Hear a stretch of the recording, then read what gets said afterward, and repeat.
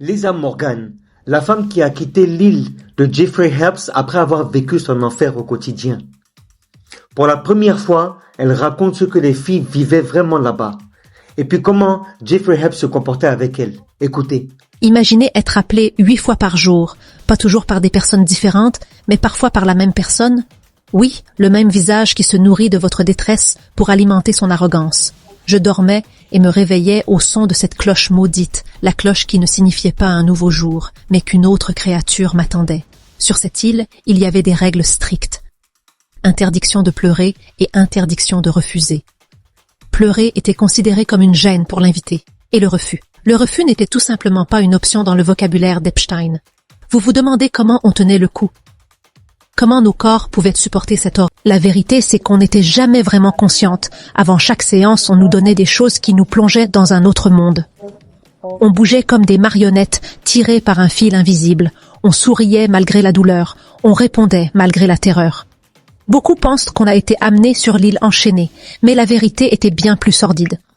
Mon histoire a commencé avec une annonce pour un stage dans un centre de massage et de beauté de luxe au service de l'élite. On m'a dit que j'allais apprendre les arts de la relaxation avec des experts. Mes rêves étaient simples et j'y ai cru. Quand l'avion a atterri sur l'île, j'ai vraiment trouvé une sorte d'académie privée. Salle d'entraînement, professeurs, emploi du temps. Tout était organisé avec une précision qui donnait l'impression d'être dans un établissement respectable. Mais le premier cours a révélé la vérité. Ils ne nous ont pas appris le massage thérapeutique. Ils ne nous ont pas appris à soulager la douleur, ni à défaire les nœuds musculaires comme je l'avais compris de l'annonce. Non, toute la formation portait sur un seul type, le massage de relaxation. On a appris à masser les mains d'une façon qui fait perdre toute sensation à l'homme, à bouger lentement et avec calcul, et à sourire en silence quelle que soit l'étrangeté de la demande. Ils surveillaient tout, nos pas, notre respiration, notre façon d'entrer et de sortir des chambres. Et il y avait un test quotidien appelé « Comment faire en sorte que le client sente que le temps a disparu ». On ne comprenait pas le sens au début, mais on l'a compris plus tard. En formation, il nous disait qu'il s'agissait seulement de massages relaxants, mais les règles changeaient dès que la porte se fermait. Le client n'entrait pas comme un client ordinaire, il entrait comme s'il savait qu'il possédait les lieux, qu'il possédait le temps et qu'il nous possédait aussi. Le premier jour dans un salon de massage, quelqu'un est entré sans parler, s'est assis et a posé son téléphone sur la table d'une manière qui m'a fait comprendre que je ne devais pas lever la tête. Il a commencé par demander un massage des épaules, quelque chose de normal. Après quelques minutes, il m'a demandé de me concentrer sur ses mains, puis sur ses avant-bras, puis de répéter certains mouvements très lentement, puis plus rapidement. C'étaient des mouvements qui n'avaient rien à voir avec ce qu'on nous avait enseigné. Puis il a commencé à demander des choses plus étranges. Me tenir dans un coin précis, changer l'intensité de la pression d'une manière qui ne ressemblait en rien à de la relaxation, lui expliquer ce que j'attendrais de lui si les rôles étaient inversés. Je savais que chaque demande sortait du cadre du massage, mais je n'avais pas le droit de refuser. L'atmosphère dans la pièce a changé. Il a éteint la lampe proche, puis s'est assis dans une position complètement différente qui n'avait rien à voir avec les séances thérapeutiques. J'entendais mon cœur battre plus fort que ma respiration, mais je ne connaissais qu'une seule règle. Si tu hésites, c'est fini pour toi. À ce moment-là, j'ai souhaité que quelqu'un ouvre la porte, qu'un employé entre, qu'il y ait n'importe quel bruit. Mais la porte se fermait une fois et ne s'ouvrait qu'à la fin de la séance. Malgré tout ce que j'ai vécu, je dois être honnête. Certains clients venaient vraiment pour un massage normal, mais ils n'étaient pas normaux. Je me souviens très bien que durant ces séances, je voyais des visages que je connaissais de la télé, des visages vus aux infos, dans des conférences, lors de sommets internationaux. Des hommes que je croyais vivre dans un monde très éloigné du mien, mais bizarrement, ils ne prenaient même pas la peine de nous regarder dans les yeux. Ils entraient, s'allongeaient, parlaient d'État, d'entreprises et d'alliances, comme si nous étions des meubles dans la pièce. Nous entendions tout sans qu'ils aient l'intention de nous faire entendre. Ils discutaient de près de milliards de dollars, d'accords, de remaniements ministériels, de campagnes électorales, comme si la pièce n'était pas un salon de massage, mais une salle de réunion. C'est plutôt une salle de réunion camouflée. Une fois, quelqu'un parlait d'une réunion avec un ministre d'État, et une autre fois, j'ai entendu un nom qui n'aurait pas dû être prononcé hors de porte close. Ils agissaient avec une grande assurance, convaincus que ces filles ne quitteraient jamais l'île. Du moins, c'est ce qu'ils pensaient. Chaque fois que j'écoutais, je ne comprenais qu'une seule chose. L'île n'était pas seulement un lieu de plaisir comme on le disait. C'était une plateforme d'influence, un espace sûr pour des mots que personne ne devrait entendre sauf des filles traitées comme si leur esprit n'existait pas. Ces sessions ordinaires étaient parfois plus dangereuses que tout ce que nous avions vécu, car elles m'ont révélé que ce n'était pas seulement à propos de nous, mais d'un réseau bien plus vaste que ce que nous imaginions. Ainsi passèrent les premiers jours jusqu'à ce que ce jour arrive. Le jour où j'ai rencontré Jeffrey Epstein pour la première fois en face à face. Ce soir-là, on nous a demandé d'assister à une soirée à la villa principale. On nous a fourni des uniformes simples mais conçus pour nous faire correspondre à l'image qu'ils voulaient. Bien sûr, ils ne nous ont pas permis de porter nos vêtements habituels, comme s'ils voulaient complètement remodeler notre identité. En entrant dans la salle, j'avais l'impression de faire face à un autre monde. L'endroit était plein d'invités, de musique, de lumière, et il y avait beaucoup de filles. Puis je l'ai vu. Il se tenait au milieu de la salle, entouré de plusieurs filles et invités, et à ses côtés une femme qui était clairement sa partenaire dans la gestion de tout. Son regard ne cessait d'observer les détails, et ses yeux surveillaient tout le monde comme un faucon. Ce qui m'a choqué, c'est que lorsque son regard s'est posé sur moi, il m'a appelé directement par mon prénom. Je ne l'avais jamais rencontré et n'avais jamais entendu sa voix, mais à cet instant, j'ai compris quelque chose qu'on ne nous avait pas dit. Nos dossiers, nos photos et nos informations étaient entre ses mains depuis notre acceptation dans le programme. Je me suis contentée d'une légère révérence comme on nous l'avait appris, et il ne m'a rien demandé ce soir-là. Il semblait occupé avec ses invités, tandis que sa partenaire contrôlait le rythme de la soirée d'une manière calme mais ferme. Je suis retournée dans ma chambre en pensant que tout s'était bien passé, mais ce sentiment n'a pas duré. Le lendemain, à 10 heures précises, on a frappé à ma porte pour m'annoncer qu'Epstein voulait un massage personnel. J'ai pris mes affaires et me suis dirigée aussitôt vers le centre de massage, mais le garde à la porte a secoué la tête et dit « La séance n'est pas ici, pas dans l'aile privée à l'étage ». L'aile privée était un endroit complètement différent. Les couloirs plus calmes, les murs plus sombres, l'éclairage si faible qu'on dirait que l'endroit veut se cacher. En entrant dans la pièce principale, j'ai su tout de suite que ce n'était pas une pièce ordinaire. Le bureau immense, les murs en bois sombre qui absorbent la lumière et les grandes fenêtres sur la mer, fermées si bien que même le bruit des vagues ne passe pas. Il était assis derrière son bureau comme s'il dirigeait une institution, pas une île. Il a pointé du doigt la table de soins au centre de la pièce. Elle était différente de toutes les tables que j'avais vues. Du matériel en plus, des petits appareils dont je ne comprenais pas l'usage, et des outils rangés avec soin sur la table d'appoint. Avant que je commence la séance, c'est lui qui a parlé. Ce n'était ni une conversation amicale, ni une introduction ordinaire. Il citait des informations de mon dossier avec précision, où j'ai étudié, les cours que j'ai suivis, des détails que je croyais sans importance pour personne. Il voulait être clair sur une chose. Il savait tout sur les filles de l'île. Tout. Il surveillait chaque mouvement de ma main et a corrigé ma façon de faire plus d'une fois. Ce n'était pas violent, mais ferme d'une manière qui faisait comprendre que cette séance avait un sens bien au-delà d'un simple massage. Avant la fin de la séance, il a ouvert son bureau, sorti une liasse de billets et l'a posée lentement devant moi. Ce n'était pas une récompense, c'était le prix du silence. Il m'a dit en évitant mon regard, « Dans ce service, ce que tes yeux voient et ce que tu entends doit rester enfoui dans ton esprit. Tu comprends ? Je suis sortie de ce service avec l'argent en main, brûlant comme des braises. Je n'avais plus peur des gardes, mais de cet homme seul derrière son bureau qui contrôle nos destins d'un simple geste ou d'un mot. Le lendemain, sans prévenir, on m'a informé d'une décision. Je n'appartenais plus au centre de massage, je ne portais plus l'uniforme. Mon titre est passé d'employé à un autre qu'il donnait aux filles d'élite, les filles cachées. Les filles assises à côté des invités lors de soirées privées, c'était considéré comme une promotion. J'étais censée me réjouir comme les autres. Elles y voyaient un signe, plus d'argent et de vêtements de grandes maisons de couture. Mais j'étais terrifiée. J'ai bien compris la situation. Epstein ne voyait pas une employée, mais un projet personnel. Je suis malheureusement devenue une partie de ses biens personnels. C'est peut-être difficile à dire, mais je vais le dire. Epstein s'est rapproché de moi de façon intense, et franchement, je suis entrée dans une relation avec lui où je n'avais pas le choix de refuser. Mais la vraie terreur n'était pas seulement Epstein, c'était sa complice, Ghislaine Maxwell. C'était une femme obsédée par le contrôle et follement jalouse de moi.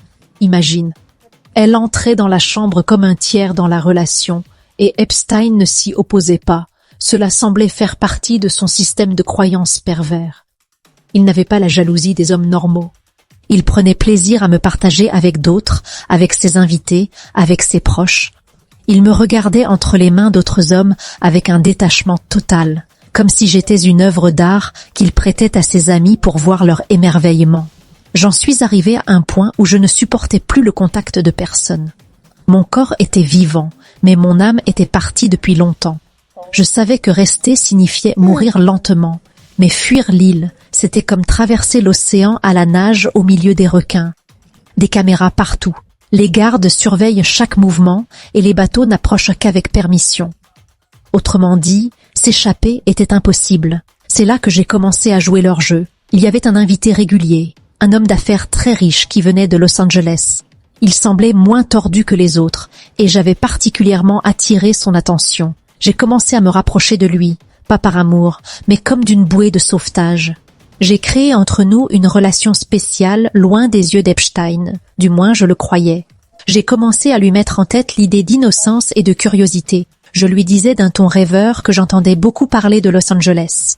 Je la vois dans les vieux films. C'est vraiment si magnifique. Je jouais la fille éblouie par le glamour californien, qui voulait juste voir le monde. Après des semaines de planification discrète, il a demandé à Epstein de m'emmener dans son jet privé pour passer quelques jours à Los Angeles. Epstein, avec son arrogance habituelle, pensant qu'il me possédait totalement et que je reviendrais forcément dans son enfer, a accepté. Dans l'avion, je lui souriais, mais au fond de moi, je comptais les secondes. Dès que l'avion a atterri à Los Angeles et qu'on s'est mêlé à la foule, j'ai profité du premier moment d'inattention pour me jeter dans la masse et courir. J'ai couru de toutes mes forces, pas seulement pour fuir cet homme, mais pour échapper à chaque souvenir de cette île maudite. Je n'avais ni argent ni vraie identité, mais j'avais une chose qu'Epstein n'a pas pu me voler. Ma volonté d'être libre, ne serait-ce qu'un seul jour. Je suis sortie de l'aéroport privé de Los Angeles, n'en croyant pas que mes pieds touchent enfin une terre qui ne porte pas le nom d'Epstein. Je n'ai pas réfléchi. Je ne me suis pas retournée. Je ne me suis même pas demandé si quelqu'un me suivait. Je courais, c'est tout. Je courais comme si je fuyais mon propre corps. Des heures plus tard, je me suis retrouvée dans une rue secondaire de Los Angeles, le souffle court, les mains tremblantes, le dos toujours en attente d'une gifle de garde ou d'un appel humiliant d'un invité. Je n'avais nulle part où aller, pas d'argent, pas d'identité, même pas un ami de confiance. Cette nuit-là, j'ai dormi sur un banc à un arrêt de bus éloigné, et pour la première fois depuis mon arrivée sur l'île, je respirais sans permission. Pas de sonnette, pas de pas à la porte, pas d'ordre. Mais la liberté n'est pas ce que les gens croient. La liberté, quand elle arrive d'un coup, vient avec un vide immense. J'étais libre, oui, mais j'étais complètement effondrée. 2 jours plus tard, j'ai pu avoir une place dans un bus pour New York. Un long trajet pendant lequel je regardais le monde défiler par la fenêtre en me sentant totalement déconnectée. J'ai frappé à la porte de mes parents à l'aube, ma mère a ouvert et a crié de joie. Elle ne savait pas que ce qui lui revenait n'était pas sa fille, mais une version brisée d'elle. Je m'asseyais avec eux à table pendant qu'ils riaient et racontèrent des histoires simples, mais mon esprit était là-bas, dans cette chambre, sur cette île, dans ce lit qui n'était pas un lit, mais une chaîne. Je ne pouvais rien leur raconter. Comment expliquer ce qui ne se comprend pas? Comment justifier l'absence? Comment dire des mots qu'ils ne croiront pas, qu'ils ne supporteront pas? J'ai choisi le silence, pensant qu'il me protégerait, mais il me torturait davantage. J'ai vécu des années cachées, changeant de travail, de téléphone, même ma façon de marcher. J'avais peur des lieux publics, des visages satisfaits, des hommes qui manièrent les mots avec trop d'assurance. Je ne supportais plus le contact, ni dormir dans le noir, ni voir la mer à la télévision. Je pensais rester ainsi pour toujours, jusqu'à ce jour-là. Cette nuit où ils ont annoncé l'arrestation d'Epstein, quand son visage est apparu à l'écran, je n'arrivais pas à croire que c'était le même homme pour qui des îles entières se fermaient. Son visage n'était pas aussi froid que je le connaissais, ni aussi confiant qu'il le prétendait. Il était brisé, effondré, comme si des tonnes de secrets venaient de s'abattre sur ses épaules. Je suis restée longtemps devant l'écran. Je n'ai pas pleuré, Mais quelque chose tremblait en moi. Pour la première fois depuis mon départ de l'île, j'ai senti que la justice nous tendait la main. J'ai senti que le monde commençait enfin à voir l'ombre de ce qu'on avait vécu, pas seulement son image. Mais ce à quoi je pensais le plus à ce moment-là, qu'arriverait-il si chacune de nous parlait? Que se passerait-il si le monde découvrait ce qui se passait sous ces plafonds ornés et sous la terre elle-même? Les gens pensaient qu'on vivait sur une île de plaisir. La vérité, c'était une île d'un autre temps.